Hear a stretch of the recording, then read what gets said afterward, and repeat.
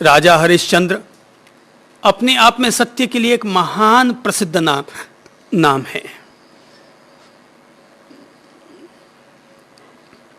वाणी के रूप में अगर हम लोग सत्य बोलते हैं, अर्थात न्याय की एक ऐसी तुला पर हम अपने आप को खड़ा करते हैं जहां पर साच साच सो साच, झूठ झूठ सो झूठ, साच बराबर तप नहीं, झूठ बराबर पाप, जाके हृदय साच है ताके हृदय आप। अर्थात जो व्यक्ति सत्य को जीता है वह व्यक्ति ईश्वर के सानिध्य को, परमात्मा के सानिध्य को अपने साथ जिया करता है। आजकल समस्या कुछ अलग तरह की आ गई है। अब लोगों में सत्य के प्रति निष्ठा नहीं रही। लोग बात बात में झूठ बोलते रहते हैं। मोबाइल पर झूठ, व्यापार पर झूठ, रिश्तों में झूठ, रूटीन में व्यक्ति झूठ बोलता रहता है। जैसे कि बैठा है कहीं पर, घर से पत्नी का फोन आता है, कहाँ हो, बोले रास्ते में चल रहा हूं। अब बैठा है कहीं लेकिन बोल रहा है। व्यापार में झूठ, अगला पूछता है बनियान की कीमत कितनी, अपन कहते हैं 80 रुपया, वो कहता है साहब 70 रुपया तो आपका पड़ोसी देता है। अच्छा ठीक है, मेरी 72 की खरीद है पर मैं तुझे 70 में दे देता हूं।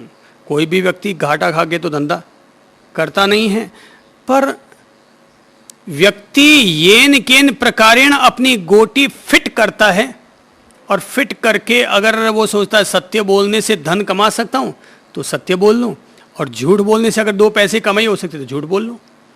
आदमी को अब नीति से कोई मतलब नहीं है कि ईमान मेरी नीति है कि बेईमानी मेरी नीति है। धन आए मुट्ठी में, ईमान जाए भट्ठी में। लोगों की नीति अब ऐसी हो गई है, अपने तो कमाई कमाई कमाई होनी चाहिए। परिणाम ये निकलता है, याद रखो भाई बहनों, कि बेईमानी का धन कमा करके अपन लोग करोड़पति तो हो जाएंगे, पर ये जितने भी लोग शुगर के पेशेंट हैं, जिनके बीपी हाई लो चलता रहता है, जो हार्ट पेशेंट बने हुए हैं, कैंसर, किडनी जिनकी खराब हुई है, ये सारे लोग जो धन को अब बहा रहे हैं 50 लाख रुपए एक ऑपरेशन में, कोई 80 लाख रुपया एक ऑपरेशन में, ये सब क्या है? ये सब बेईमानी के आए हुए धन की वापस बहने की नालियां हैं। ये सब वापस निकलने के रास्ते तो निकलेंगे ना भाई। आता जा रहा है, आता जा रहा है, आता जा रहा है, वापस जाने का रास्ता भी तो होगा। तो फिर वापस धन निकलने के रास्ते क्या होते हैं? या तो किसी के संतान दे देता है भगवान के 2-4 संतानें दे दी, अब खर्चा कर उन पर, जिंदगी भर खर्चा करता रहा, और एक बार शादी करेगा फिर ले 50 लाख रुपए, फिर पानी गए। तो आदमी गधे की तरह खाटनी करते करते, मेहनत करते करते पैसे कमाता है, उल्टे सुल्टे धां धूं येन केन प्रकारेण, और हंस हंस के फिर उनको ख़त्म कर देता है।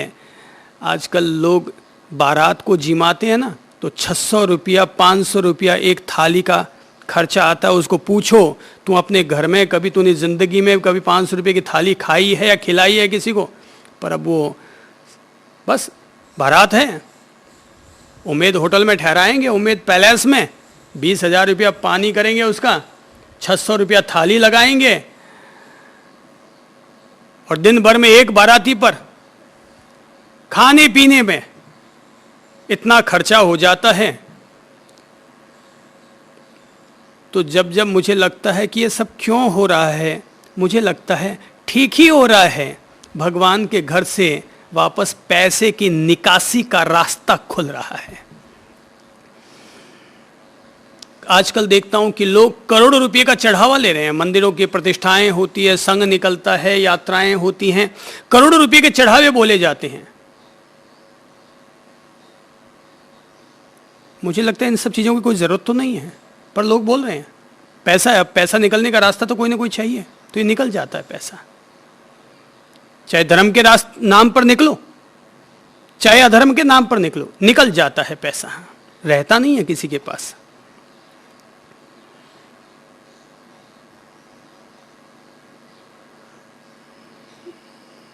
झूठ, बेईमानी, छल, प्रपंच, पहले तो उल्टा सुल्टा करके पैसा कमाओ और फिर धर्म करके या दान करके अपने किए गए पापों को धो।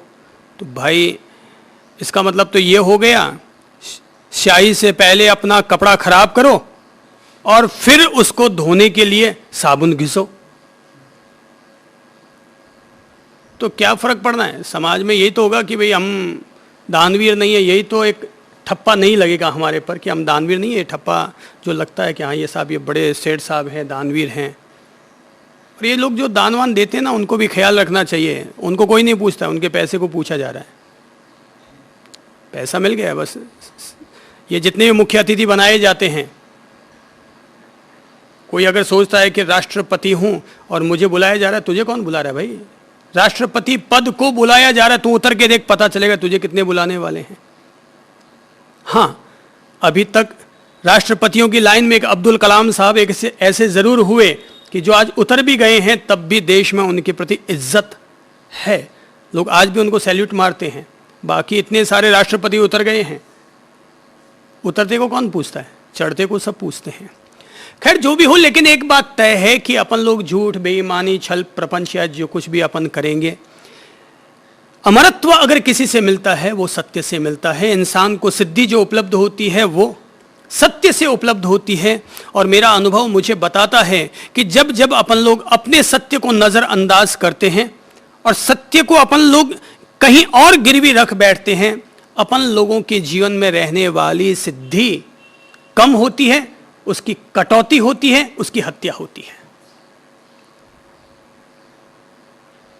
तो एक तो होता है वाणी का सत्य, दूसरा होता है जीवन का सत्य, चरित्र का सत्य, ईमान का सत्य।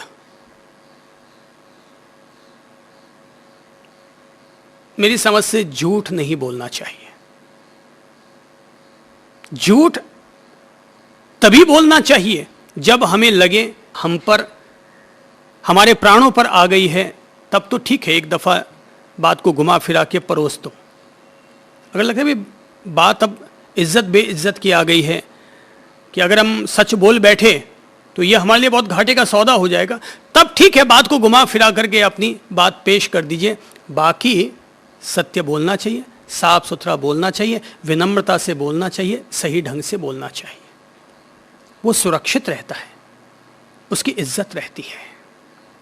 तो झूठ तभी बोलना चाहिए जब हमें लगे हमारे जान पर आ चुकी है, तब एक दफ़ा झूठ बोलना मंजूर हो जाएगा। बाकी रूटीन लाइफ में अपन लोगों को झूठ बोलने से पूरी तरह परहेज रखना चाहिए। तो ये झूठ बोलने पर लगने वाला जो अंकुश है, इसका नाम है यम।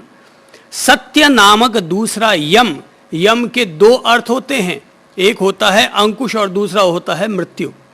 इसलिए यमराज को भी यम ही कहा जाता है, मृत्यु के देवता को यमराज कहा जाता है। तो दोनों ही अंकुश लगा रहे, एक जीवन पर आके अंकुश लगाता है और अपन लोग अपनी तरफ से अंकुश लगाते हैं। पहला है अहिंसा, हिंसा पर लगाया जाने वाला अंकुश। दूसरा है सत्य यम, झूठ पर लगाया जाने वाला अंकुश। और तीसरा है अचौर्य यम, चोरी पर लगाया जाने वाला अंकुश। धन का अर्जन तो करना होगा, धन तो अपन लोगों को कमाना होगा, पर झूठा धन, चोरी का धन, कहा जाता है चोरी का माल मोरी में, चोरी का धन मोरी में तो जाता है, वापस जाता है। यही इसी नगर में ही एक एसपी साहब थे।